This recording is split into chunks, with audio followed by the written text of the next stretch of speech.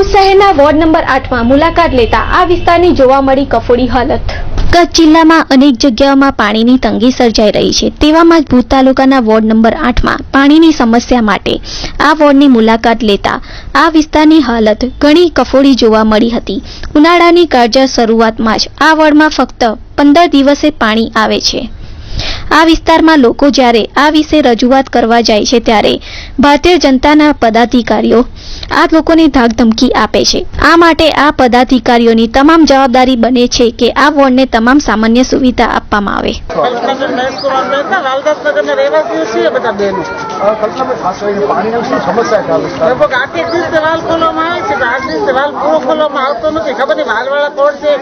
ભ્રષ્ટાચાર છે કે શું કઈ ખ્યાલ નથી આવતો। મારું નામ પ્રવીણભાઈ જોશી।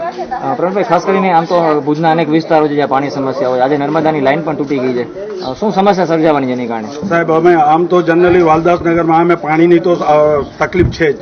દરેક ભાડૂતોને પાણી અમુકને આવે છે, અમુકને નથી પણ આવતું, કેમ કે પાણીની સપ્લાય બહુ ઓછી છે અને જેના લીધે અમને હું તો 5 વર્ષથી અમે રૂમ લીધો છે।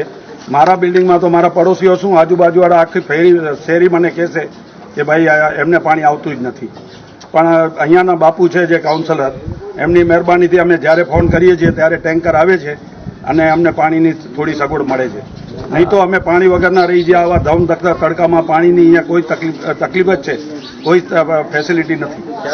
આટલી બધી સમસ્યા છે, અત્યારે નર્મદાનું જે પાણી વિતરણ થાય છે આખા કચ્છમાં એ પણ બંધ થઈ ગઈ છે 2 દિવસ સુધી, શું એની કારણે મુશ્કેલી સર્જાશે? તો હવે આ નર્મદાનું પાણી જે બંધ થશે તો પછી અમારા માટે પાણીનો પ્રોબ્લેમ જ આવશે। પાણી તો મળશે જ નહીં અમને લોકોને, તો પછી એનું શું ઈલાજ છે? આના શાસક પક્ષ શું કરે છે અમારા માટે એ અમે માંગી રહ્યા છીએ। બધા ભાડૂતીઓ, આખા શહેરીના બધા ભાડૂતીઓ અહીંયા તકલીફમાં છે, તો એના માટે શાસક પક્ષ શું કરી શકશે? એનો જવાબ આપે અમને। આજે હું 8મો વોર્ડ એટલે કે પ્રમુખશ્રીનો વોર્ડ, આ વોર્ડની મુલાકાતમાં આવ્યા છીએ ત્યારે મહાવીરનગર, જયનગર અને વાલદાસનગર આ ત્રણેય વિસ્તારની હાલત એટલી કફોડી છે। હજી તો ઉનાળાની શરૂઆત થઈ છે, કાળઝાળ તડકો બાકી છે અને શરૂઆતના દિવસોમાં જ જો 7-7 દિવસે, અને આપણે આ જે વાલદાસનગરની જે 10મી લાઇનમાં ઊભા છીએ ત્યાં તો 15 દિવસે પાણી અડધો કલાક માટે આવે છે। આ યોગ્ય વસ્તુ છે।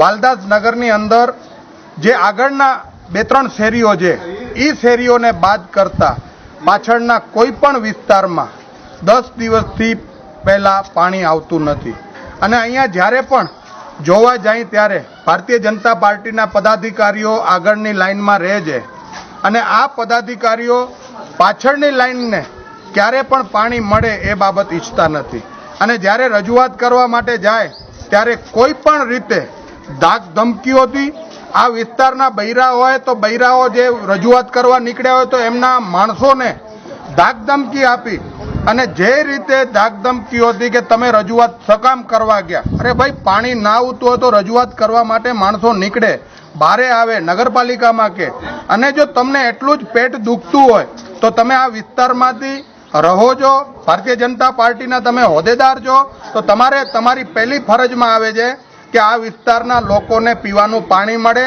સફાઈ મળે, ગટર જે ઉભરાતી હોય બંધ થવી જોઈએ, રોડ રસ્તા લાઇટો ચાલુ થવી જોઈએ, આ તમારી જવાબદારીમાં આવે છે। પણ એવું કરવું નથી। કરવું છે તો જે વિસ્તારોમાં જ્યાં જ્યાં સગવડતા મળે છે એ સગવડતા ખાલી કેટલા દિવસે મળે છે આગળના ભાગમાં એ જોવી છે। પાછળનો વિસ્તાર હેરાન થાય તો ભલે થતો।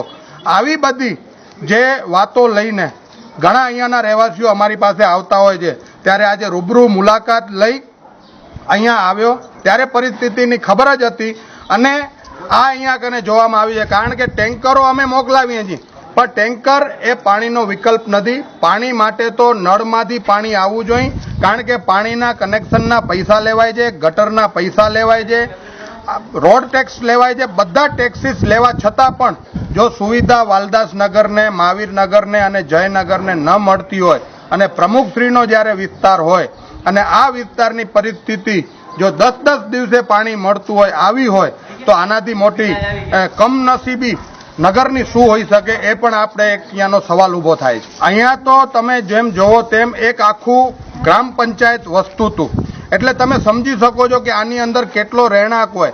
મહાવીરનગર, જયનગર અને વાલદાસનગર એટલો બધો મોટો વિસ્તાર છે. આનામાં 500-700 ઘરથી વધારે ઘરો અહીંયા કને રહેણાંક કરે છે અને 700 ઘરની જો 10 દિવસે આવતી હોય પાણીની સગવડતા તો એ કેટલી મોટી ગંભીર સમસ્યા કહેવાય એ આપણે સમજી શકીએ છીએ.